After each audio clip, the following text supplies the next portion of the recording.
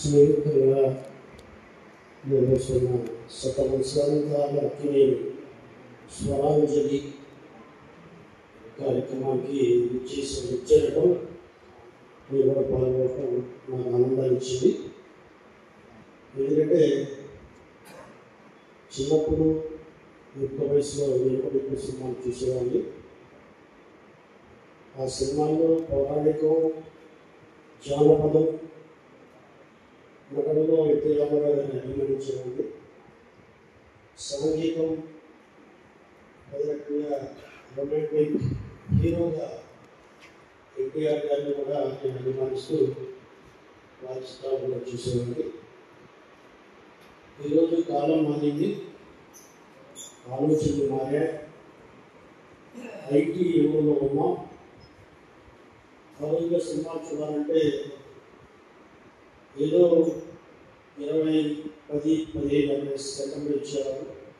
సైకిళ్ళ మీద ఊళ్ళో అంటే మా విలేజ్ వచ్చేవారు కాదు, విమానం వెళ్ళి సైకిల్ చూసేవారు. కానీ ఈరోజు సినిమా అన్ని సెలెక్ట్ చేస్తున్నారు. అంతేకాకుండా కొన్ని రోజుల్లో యూట్యూబ్లో కూడా వచ్చేస్తున్నారు. అంటే చాలా అతి వేగమైన ఐటీ యుగంలో ఈ సినిమా కూడా చాలా మార్పు వచ్చింది. అలాంటి సినిమా చూస్తుంటే గౌరవప్రదంగా ఉండేది, కుటుంబపరంగా ఉండేది, మర్యాదగా ఉండేది. కుటుంబంలో ఆడవాళ్ళతో కలిసి సినిమా చూస్తే అది ఎంతో ఆహ్లాదకరంగా ఉంది. కానీ ఈనాడు భార్యాపిల్లలతో సినిమాలు చూసేంత పరిస్థితి, అరకైన విధానం ఈనాడు సినిమాలు లేదు. వచ్చిన మార్పులది. ఏదైనప్పటికీ అక్కినేని నాగేశ్వరరావు గారు ఒక చరిత్రను సృష్టించిన వ్యక్తి. నేను అనుకుంటున్నాను, సమాజంలో 3 రకాల వ్యక్తులు ఉంటారు. ఒకరి జ్ఞాపకం నీటి పలకం మీద రాయబడుతుంది, నీటి మీద రాసుకుంటారు, తెలుపుకుంటుంది. ఆ తర్వాత అలం వస్తే, గాలం వస్తే ఆ పేరు కానీ ఆ గుర్తులు కానీ చెడిపోతాయి. కొందరి జ్ఞాపకాలు శిలాఫలకాల మీద ఉంటాయి. ఆ శిలాఫలకాల మీద ఉన్నవాళ్ళు పేరు చూడాలంటే శిలాఫలకం మీద వెళ్ళాలి. కానీ 3వ కేటగిరీ వాళ్ళు మనస్ఫలకం మీద, మనస్సుల మీద వాళ్ళు జ్ఞాపకాలు లిఖించబడి ఉంటాయి. అటువంటి వాళ్ళు వచ్చే నాగేశ్వరరావు నేను భావిస్తున్నాను. ఆయన మర్చిపోయేంత పరిస్థితి ఆంధ్ర రాష్ట్రంలో తెలుగు వారికి, కోట్లాది జనానికి ఇప్పుడు కాదు 20 ఏళ్ళుగా ఆయన గుర్తుంచుకుంటారు. సినిమాలు పాతమైనా కూడా మాటి మాటికి చూసే అవకాశాలు యూట్యూబ్లో వస్తున్నాయి. కాబట్టి అప్పుడు ఈ సినిమాలు ఇలా ఉన్నాయి అని ఇతర వాళ్ళు కూడా నేర్చుకునే పరిస్థితి గత సినిమా రంగం యొక్క ఛాయలు ఈరోజు కూడా మరి ఈ ప్రస్తుత సమాజం మీద, ప్రస్తుత ఈ యువకుల మీద ప్రభావితం చూపెడుతుందని నేను విశ్వసిస్తున్నాను. ఈనాడు నట సామ్రాట్ దాదాసాహెబ్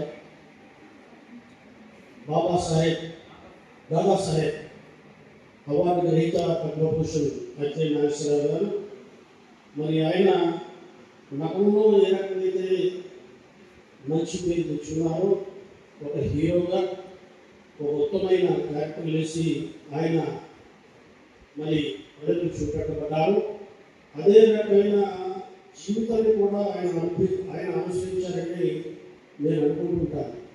ఒకసారి ఒక చోట చదివాను, ఆయన చిత్రం బ్రహ్మాండంగా ఆడింది శ్రీలంకలో.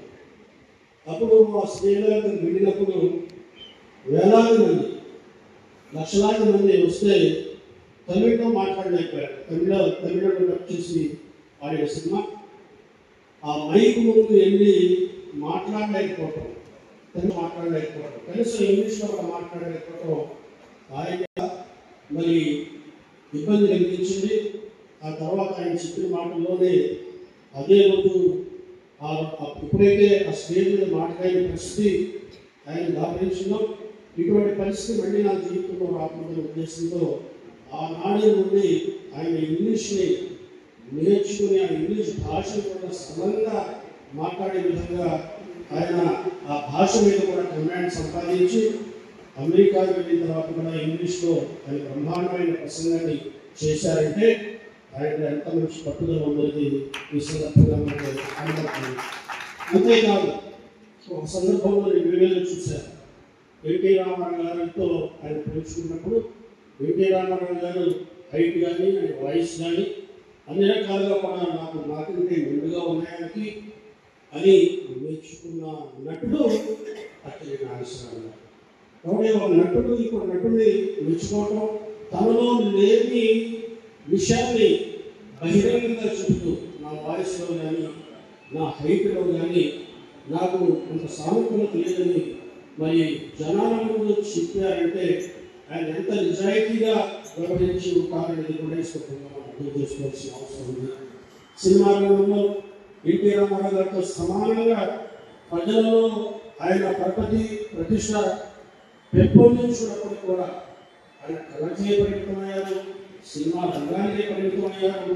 ప్రజల్ని ఉల్లాసపరచడం, ఆనందపరచడం, వారికి సందేశమాత్మకమైన చిత్రాల ద్వారా వాళ్ళ జీవితాల్లో కొంతవరకు ఏదైనా మంచి జరగాలని తప్పనపడ్డారు తప్ప నేను కూడా ఎన్టీ రామారావు గారి లాగా రాజకీయాల్లో రావాలనే ఆలోచన ఈనాడు కూడా చేయలేదంటే ఆయన ఏ రకంగా తన వృత్తికే పరిమితం అయిపోయారనే విషయాన్ని కూడా ఈ సందర్భంగా మనం అర్థం చేసుకోవాల్సిన అవసరం ఉంది.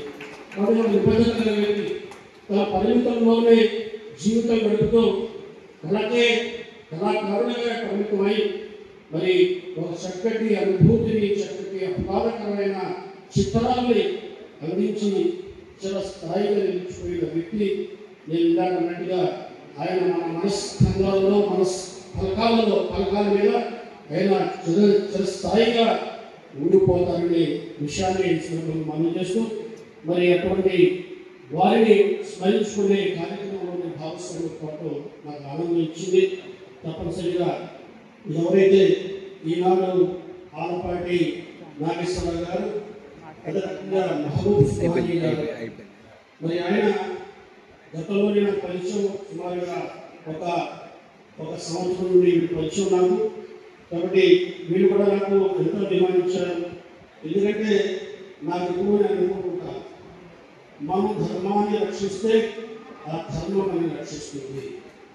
ఆ రకంగా ఆనాడు నా ముందు ధర్మ రక్షణ కోసం ఏదైతే వీలు వచ్చిందో ఆ ధర్మ రక్షణ కోసం నేను చేసేటప్పుడు నాకు చాలా ప్రభావాలు ఇచ్చారు. చాలా విధంగా చెప్పారు, నచ్చి చెప్పారు.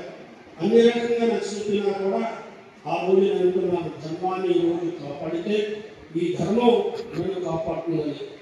ఆ రోజు నేను ఆ రకంగా ధర్మానికి, చట్టానికి, ప్రజాస్వామ్యానికి కట్టుబడి ఉండడం వల్లనే మళ్ళీ ఈరోజు తెలుగుదేశం పార్టీ అధికారులు వచ్చిన తర్వాత, ఎన్డీఏ పార్టీ అధికారులు వచ్చిన తర్వాత మళ్ళీ ఆ ధర్మం కాపాడటం వల్ల నేను ఈరోజు మళ్ళీ ఒక స్థాయికి, అంటే మంత్రి కావాలంటే ఈరోజు మంత్రి కావాలంటే మన అప్పలనాయుడు గారి బాగా తెలుసు. ఒకసారి పాపం ఆయన కూడా కంటెస్ట్ చేశారు, ఆయన కూడా పరిగణ తీసుకోవాలనుకున్నాం. ఆ రోజున మాతో సుమారుగా మరి 35 సంవత్సరాలు రాజకీయంగా మాతో ప్రయాణిస్తున్నారు రెడ్డి అప్పలనాయుడు గారు. ఆయన కూడా రాజకీయాలు రాణించాలనుకున్నారు. కానీ ఈరోజు రాజకీయాలు సామాన్యుడు కంటెస్ట్ చేస్తే నిలబడే రాజకీయాలు కావు. ఎన్టీ రామారావు పార్టీ పెట్టినప్పుడు 1,00,000, 2,00,000, 3,00,000 రూపాయలు ఖర్చు పెట్టి ఎమ్మెల్యే ఎంపీలు ఎత్తిన సందర్భాలు ఉన్నాయి. కానీ ఈనాడు 50కి 100కి తక్కువ కాకుండా ఈ తరుణంలో నేను ఒక పైసా కూడా ఖర్చు పెట్టకుండా ఈరోజు మంత్రి హోదాతో కూడుకున్న సలహాదారుడు వచ్చిందంటే అది కేవలం నిబద్ధతతో ఉండటం మూలంగానే నాకు వచ్చిందని నేను అనుకున్నాను. కాబట్టి ఈనాడు అఖిలేశ్వరరావు గారు కావచ్చు, లేకపోతే ఎన్టీ రామారావు గారు కావచ్చు, చరిత్ర పుటంలో నిలిచిపోయిన వాళ్ళందరూ మనం ఆదర్శంగా తీసుకోవాల్సింది ఏంటంటే ఏ సిద్ధాంతాన్ని, ఏ ఫీల్డ్ని, మరి దేంట్లో అయితే మనం శ్రమిస్తున్నామో, వ్యాపారంలో కానీ, ఉద్యోగంలో కానీ, వృత్తిలో కానీ ఎందుకంటే వైద్య వృత్తిలో కానీ దేంట్లో మనం ఉంటున్నాము దాన్ని చిత్తశుద్ధిగా మరి కష్టపడి దాంట్లో మనం నిబద్ధతగా ఉంటే మన జమాల్ ఖాన్ గారి లాగా జమాల్ ఖాన్ గారి వెళ్ళాను ఆయన ఒక చీటీ మీద మామూలుగా పంపించేస్తున్నాడు, ఒక చీటీ మీద ఒక టిక్ పడుతున్నాడు, ఇంకో చీటీ మీద 2 టిక్లు పడుతున్నాడు, ఇంకో చీటీ మీద 3 టిక్లు పడుతున్నాడు. ఏమైతే ఇటువంటి డాక్టర్ గారు అంటే ఏదైతే మనం టిక్ పట్టకుండా పంపించామో అది మామూలుగా ఆ మందులకు డబ్బులు తీసుకోవాలి. ఒక టిక్కు పడితే మందులకు డబ్బులు తీసుకోవడం ఉచితంగా ఇచ్చారు. 2 టిక్కులు పడితే మందులకు డబ్బులు తీసుకోకపోవడమే కాకుండా భోజనం కూడా చేయించి పంపించాలి. 3 టిక్కులు పడితే మందులు ఫ్రీ అవ్వాలి, భోజనం పెట్టాలి. మళ్ళీ ఒక 5-6 కిలోమీటర్ల అడవిలో ఉంటుంది.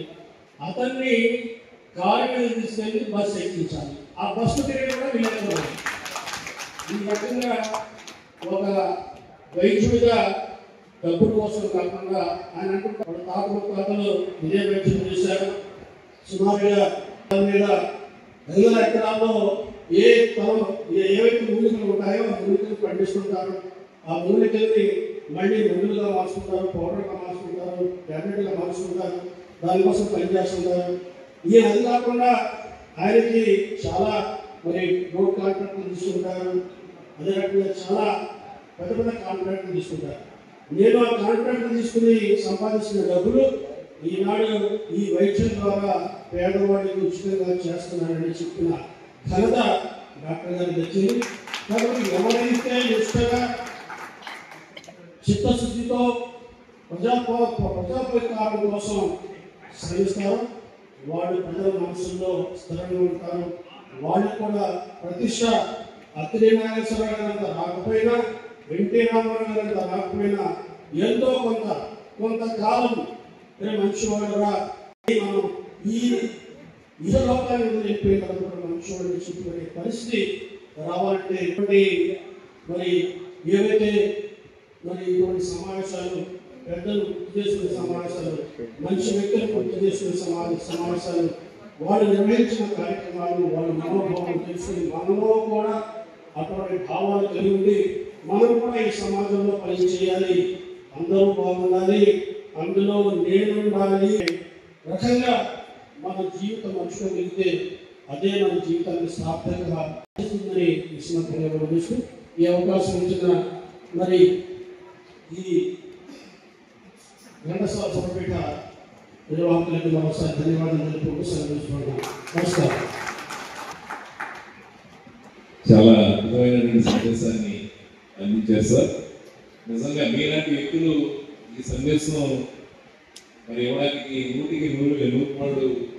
ఎందుకంటే నిజాయితీ, నిరాడంబరత, నిస్వార్థం, నిబద్ధత కలిగినటువంటి వ్యక్తి మీరు.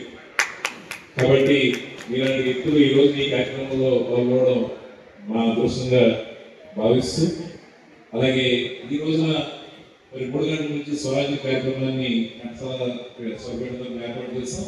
ఈ కార్యక్రమాన్ని ఆహుతి మందులను అభివృద్ధి కోసం ఆ ఘంటసాల స్వరపేట గాయకులు వాళ్ళు ఏ కార్యక్రమం చేస్తున్నా కూడా ఈ కార్యక్రమంలో వాళ్ళని దాన్ని వినియోగం చేస్తారు. వారికి పెద్దల చేతుల మీదుగా మెమోరియల్ ఇచ్చిన తర్వాత ఈ రోజున ఈ కార్యక్రమానికి దూర ప్రాంతాల నుంచి ఇచ్చేసినటువంటి మరి పెద్దలు డాక్టర్ గారికి, అలాగే మన షరీఫ్ గారికి సన్మానం చేసి, అలాగే కళారంగం తరఫున అక్కడేని కళారంగంలో చేసిన సేవలకు గుర్తుగా కళారంగం తరఫున సేవలు అందించినటువంటి పెద్దలు ప్రసూరిరావు గారికి, అలాగే సినిమా రంగంలో షార్ట్ ఫిల్మ్స్ తీసి ఈ రోజున పోలీసు మరి రంగంలో పనిచేసి రిటైర్ అయిన తర్వాత కూడా సమాజానికి ఉపయోగపడే ముఖ్యంగా ఇందాక మేడం గారు చెప్పినట్టు డ్రగ్స్ అడిక్షన్ గురించి కానీ, సైబర్ క్రైమ్స్ గురించి కానీ అద్భుతమైనటువంటి షార్ట్ ఫిల్మ్స్, ఇట్లాంటి ఫిల్మ్స్ తీసి సమాజాన్ని మరి వారిలో మార్పు తీసుకురావడంలో కృషి చేస్తున్న వ్యక్తులు రాంబాబు గారికి సన్మానం చేసి కార్యక్రమాన్ని ముగించుకున్నాం. ముందుగా ఈ రోజు ఈ కార్యక్రమాన్ని మరి పాల్గొన్నటువంటి మరి వ్యాఖ్యాతిగా వ్యవహరించి కార్యక్రమాన్ని పూర్తిగా సమన్వయం చేసి నిబంధనలు చేయించినటువంటి సోదరి మరి నీలిమ గారిని వచ్చి పెద్ద చేతులుగా నిబంధనలు తీసుకోవాలని షరీఫ్ గారిని